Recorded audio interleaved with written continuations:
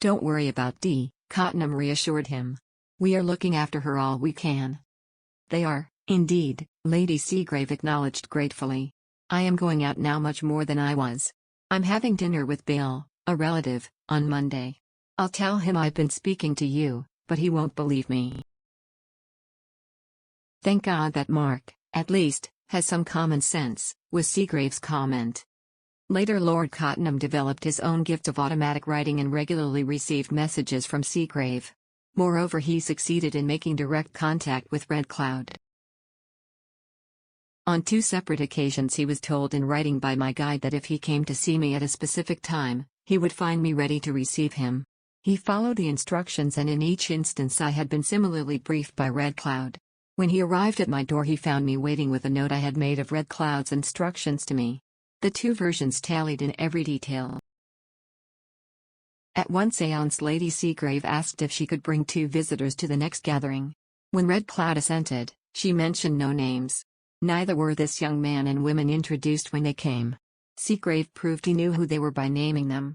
One was his brother, and the other his brother's wife.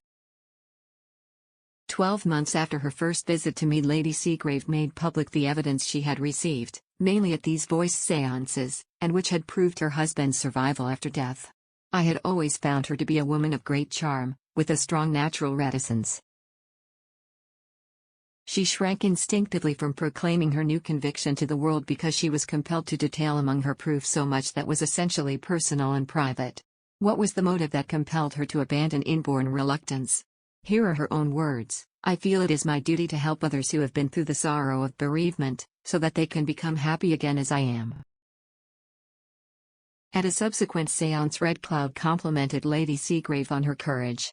He was followed by her husband, who, after a long conversation with her, said he had brought a small tribute. Out of the darkness something fell lightly into her lap, and touching it, she knew it was a flower. When the sitting was over and the lights were switched on, we saw it was a single red rose. Almost as fresh as when first cut. Yet it had arrived at the end of a séance lasting an hour and a half, with doors and windows tightly closed, and the room oppressively warm and airless. Had the rose been in the room for the whole of the time it must have shown signs of drooping.